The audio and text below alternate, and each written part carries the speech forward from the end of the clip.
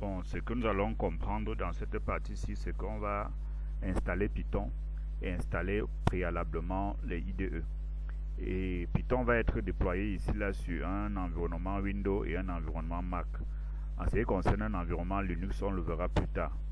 Et dans cette partie ici, on va essayer de comprendre les différentes versions de Python, comment l'installer et comment installer un IDE à l'instar de P#, et commencer à écrire les premiers programmes sur Python. Voici ce qu'on va essayer de comprendre dans cette vidéo.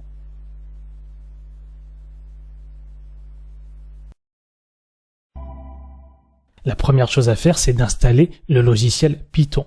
Vous allez aller sur python.org et vous allez cliquer sur le bouton Downloads. Il vous propose de télécharger la dernière version, qui est une version 3.8 ou 3.9, peu importe. Vous allez cliquer dessus et commencer le téléchargement. Sur PC Windows, c'est exactement la même chose. Vous allez sur python.org, vous cliquez sur Downloads et vous cliquez sur ce bouton Download Python 3. quelque chose. Concernant la version de Python, vous verrez qu'il existe des versions de Python 2. quelque chose, notamment la version 2.7. Les versions 2 de Python sont des anciennes versions qui ne sont plus maintenues, mais qui sont disponibles au téléchargement pour garder une compatibilité avec certains modules. Je vous parlerai des modules un peu plus tard. Nous, bien sûr, on va utiliser une version de Python 3. Que ce soit une version 3.7, 3.8, 3.9, 3.10, cela n'a aucune importance parce que les différentes versions de Python sont simplement des petites améliorations au niveau du langage, mais qui ne remettent pas du tout en cause la façon dont on va taper les programmes. Par contre, la version 2 de Python est différente et s'écrit d'une manière différente qui n'est pas compatible avec les versions 3. Vous verrez que dans cette formation, on utilisera plusieurs versions 3 de Python, notamment la version 3.7 pour plusieurs raisons que je vous expliquerai plus tard. Mais pour l'instant, on va installer la toute dernière version de Python. Bien évidemment, s'il vous propose une version différente comme la 3.8.4 ou la 3.9, cela n'a aucune importance et vous prenez la dernière version qu'il vous propose. Une fois le logiciel téléchargé, vous cliquez dessus. Je vais d'abord vous montrer l'installation sur PC et puis après sur le Mac. Si il vous montre cette fenêtre, ça veut dire que vous avez déjà une version de Python qui est installée. Dans ce cas, je vous conseille plutôt de désinstaller avec une install. Une fois que c'est terminé, vous allez fermer ici la fenêtre et vous allez relancer l'installateur. Et cette fois-ci, il vous propose l'installation. Attention, vous allez devoir cliquer sur cette case tout en bas, Add Python to Pass. Vous sélectionnez la première option, Install Now. Une fois terminé, vous cliquez sur le bouton Close et vous allez pouvoir vérifier votre installation. Important, vous faites un clic droit sur le bureau, Nouveau, Raccourci et vous allez taper CMD. Suivant. Et là, vous cliquez sur Terminer, vous allez double-cliquer sur votre nouvelle icône et vous allez taper une ligne de commande. Python, espace, version. Votre version de Python apparaît, tout est bon. Concernant le Mac, vous double-cliquez sur le fichier qui a été téléchargé. Il vous propose de démarrer l'installation. Vous allez cliquer plusieurs fois sur Continuer, Accepter, Continuer, Installer. Il va vous ouvrir cette fenêtre. Vous pouvez la fermer, cela n'a aucune importance. Et une fois que c'est terminé, vous cliquez sur Fermer. Vous pouvez placer l'installateur dans la corbeille et on va vérifier l'installation. Vous allez lancer le terminal. Vous tapez TER pour trouver l'application de terminal. Ici, on va taper une ligne de commande Python 3 espace version.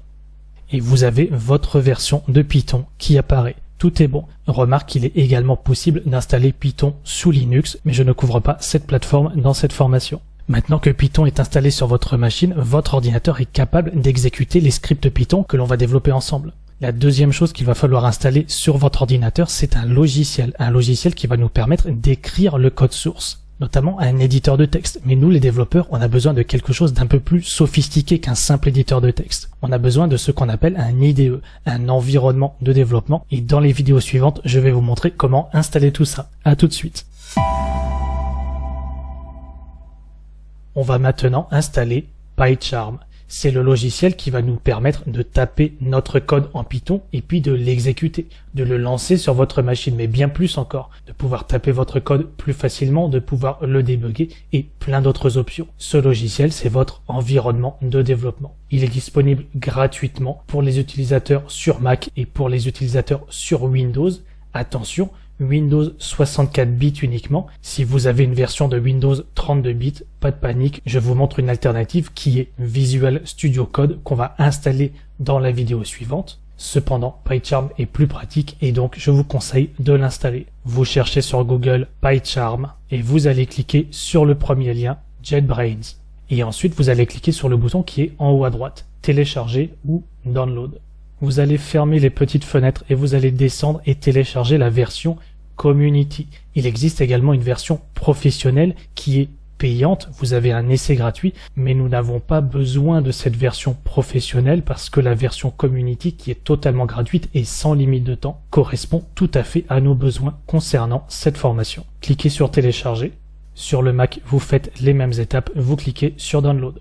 Je vais d'abord vous montrer l'installation sur PC Windows et ensuite je vous montrerai sur le Mac. Vous cliquez sur le fichier télécharger. Oui. Vous cliquez sur le bouton Next. Là, vous prenez les options par défaut. Next. Vous pouvez éventuellement associer les fichiers Python qui seront des extensions .py à cet éditeur quand vous double-cliquez sur les fichiers Python. Bon, éventuellement, vous pouvez faire ça. Moi, dans mon cas, je ne vais pas cocher cette option. Je vais cliquer sur Next directement. Et ensuite, Install. Une fois que c'est terminé, vous pouvez cocher cette case pour lancer immédiatement PyCharm et cliquer sur le bouton Finish. Vous cliquez la case I confirm et vous cliquez sur Continue. Data Sharing, vous cliquez sur Don't Send et l'interface apparaît. Il vous propose une interface soit sombre ou soit light. Moi, je vous propose de garder l'interface sombre et cliquer sur Next. Ici, vous n'allez rien installer de supplémentaire et vous allez cliquer directement sur Start Using PyCharm. Et vous allez arriver sur cette interface. On va effectuer quelques étapes supplémentaires pour voir que tout fonctionne bien, mais pour l'instant, je vous montre l'installation sur le Mac. Une fois le fichier téléchargé, vous double-cliquez dessus. Il vous affiche cette fenêtre et vous allez devoir glisser cette icône dans votre dossier Application. Dans mon cas, j'ai déjà installé PyCharm, mais je vais cliquer sur Remplacer. Une fois que c'est fait, vous allez lancer PyCharm sur votre Mac. La première fois, vous aurez cet avertissement, mais vous cliquez sur Ouvrir. Et dans mon cas, j'ai déjà créé plusieurs projets, mais vous choisirez les mêmes options que sur PC. Vous cliquerez sur Suivant, vous n'installez rien de plus et vous choisissez soit l'interface sombre, soit l'interface claire. Et ensuite, vous cliquez sur Démarrer PyCharm. À partir de maintenant, que vous soyez sur Mac ou sur PC, vous aurez exactement la même interface. Et donc, vous allez cliquer sur ce bouton Create New Project. On va tester que tout fonctionne bien. Vous allez mettre un nom à ce projet, par exemple test-install. Il vous propose différentes options. Je vous en reparlerai, mais pour l'instant, gardez les options par défaut. Vous cliquez sur Create. Quand c'est la première fois que vous lancez PyCharm, il vous propose ces écrans de tips. Ce sont des astuces, mais vous allez cliquer sur cette case Don't Show Tips et vous allez cliquer sur Close. Il vous affiche cette fenêtre Creating Virtual Environment. C'est normal, vous attendez qu'il termine cette étape. S'il vous affiche cette fenêtre, vous cliquez ici sur Action Don't Show Again. Ce logiciel est en anglais, il n'existe pas en français, mais je vous expliquerai tout et vous verrez que on n'a pas besoin d'utiliser toutes les options disponibles, mais seulement quelques-unes, et puis vous apprendrez au passage quelques mots en anglais qui de toute façon vous aurez besoin de savoir parce qu'ils sont utiles dans le monde de la programmation. Une fois que vous êtes ici, on va créer un nouveau fichier, vous faites un clic droit sur le dossier de votre projet et vous faites un New Python File que vous allez appeler main, M-A-I-N, Enter. Et ici, pour l'instant, c'est pour un test. Je vous expliquerai après à quoi sert la ligne de code qu'on va taper. Mais vous allez taper print, P-R-I-N-T. En anglais, ça veut dire imprimer ou afficher. Notamment, on va afficher quelque chose à l'écran. Là, on est en train de taper du Python. Vous allez mettre une parenthèse et ensuite, vous allez mettre des guillemets. C'est la touche 3 sur votre clavier. Vous voyez que automatiquement, quand on a cliqué sur la parenthèse, ça a également rajouté la parenthèse fermée. Et pour les guillemets, c'est pareil. J'ai cliqué une seule fois sur le guillemet, ça a rajouté un deuxième guillemet. Vous allez taper ici ce que vous voulez. Par exemple, bonjour Toto. Le but du jeu ici, c'est de voir qu'on est bien capable de lancer un programme Python. Mais vous voyez qu'on a un bouton play ici qui est grisé. Pour la première fois, vous allez faire un clic droit ici au niveau du texte et vous allez choisir l'option Run, Run Main. Et si tout est bon, vous voyez qu'une fenêtre apparaît ici et ce sera écrit Bonjour Toto. Si c'est le cas, c'est que votre installation fonctionne parfaitement. Si ce n'est pas le cas et que vous voyez une erreur, essayez d'abord de chercher cette erreur sur Internet, éventuellement refaites les étapes de l'installation Et si vous n'y arrivez pas, si vous êtes bloqué, envoyez-moi une question en dessous de cette vidéo et je vous répondrai. Dernière chose avant de terminer sur cette vidéo, vous voyez que par exemple ce texte bonjour, il me l'a souligné.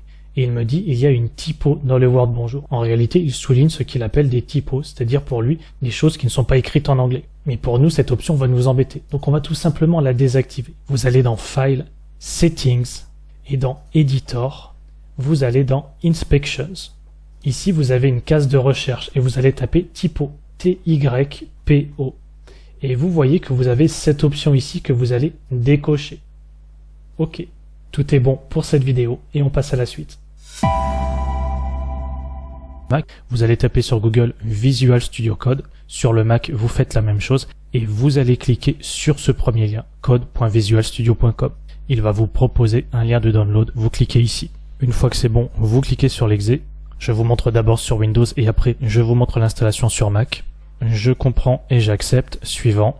Là, vous laissez toutes les cases cochées. Suivant. Installer. Vous allez garder la case exécuter Visual Studio Code et cliquer sur terminer. Vous avez l'interface qui apparaît. On va faire quelques étapes supplémentaires. Mais d'abord, je vous montre sur le Mac. Vous double-cliquez sur le fichier zip et ensuite vous allez glisser Visual Studio Code dans votre dossier application. Et une fois que c'est bon, vous pouvez lancer Visual Studio Code. À partir de maintenant, les étapes entre le Mac et le PC vont être identiques. On va installer des extensions pour utiliser Visual Studio Code avec Python. Vous allez cliquer sur cette icône ici, extension, et vous allez taper Python. Il va vous proposer cette extension Python et vous allez cliquer sur Install. Dans mon cas, c'est déjà installé, mais vous aurez un petit bouton d'installation. Ensuite, vous allez installer Import Magic. Vous cliquez sur Install. OK. Une fois que c'est bon, vous allez cliquer sur la croix et vous allez recliquer sur cette icône pour fermer la partie à gauche. Vous allez faire File, New File. Alors, il est possible de passer Visual Studio Code en français, notamment avec le French. Si je retourne dans les extensions, vous tapez French et vous avez le French Language Pack. Mais attention, je vous déconseille de l'installer vu que dans la formation, je vais rester avec l'interface en anglais. C'est bien d'avoir une interface en anglais, ça vous habitue à comprendre quelques expressions, quelques mots en anglais qui vous seront utiles dans le monde de la programmation. Donc n'installez pas ce French Pack. À partir d'ici, vous faites File, New File. On va créer un premier fichier Python et on va le lancer pour voir que tout fonctionne bien. On va immédiatement sauvegarder notre fichier pour lui donner l'extension pour que Visual Studio comprenne qu'il s'agisse d'un fichier Python. File, Save As. Je vous conseille de créer au préalable sur votre bureau un dossier où vous allez mettre tous vos projets Python. Projet Python, par exemple. Ensuite, on va venir sauvegarder notre fichier à l'intérieur du dossier. Vous allez mettre, par exemple, test.py. Enregistrer. PY, c'est l'extension des fichiers Python. Très important. Ici, on va taper une ligne de code. Pour l'instant, je ne vais pas vous l'expliquer parce qu'on va voir ça ensemble de toute façon dans les vidéos suivantes. C'est juste pour tester. Vous allez taper print et vous allez ouvrir une parenthèse. Vous voyez qu'il ferme automatiquement la parenthèse. À l'intérieur des parenthèses, vous allez mettre un guillemet. C'est la touche 3 de votre clavier. Et là, vous allez taper ce que vous voulez. Bonjour. Si vous avez bien installé l'extension Python, vous voyez qu'il vous propose un bouton Play ici. Et vous allez cliquer sur ce bouton. Vous voyez qu'il vous affiche une fenêtre de sortie qu'il appelle Terminal. Il a exécuté une commande Python. Il a lancé notre programme et ça affiche bonjour. Si vous avez ce comportement, tout est bon. Vous voyez aussi qu'en bas à gauche, c'est marqué Select Python Interpreter. Ça veut dire qu'on va pouvoir sélectionner la version de Python. Si vous avez plusieurs versions installées sur votre machine, il vous en propose plusieurs. Ou sinon, vous sélectionnez la version que vous avez installée précédemment. Dans notre cas, cela n'a aucune importance. S'il vous propose linter pylint not install, vous allez cliquer sur install. En réalité, le linter, c'est quelque chose de supplémentaire qui va vous permettre de détecter éventuellement des erreurs dans votre code Python. Ce n'est pas obligatoire de l'installer, mais pourquoi pas, c'est mieux. Donc tout est bon, je vous réexpliquerai en détail l'interface de Visual Studio Code. Pour l'instant, c'était juste pour tester que tout est OK. Tout est bon pour l'installation. Si vous avez eu un problème ou si vous avez une remarque quelconque, eh bien, dites-le moi en commentaire, juste en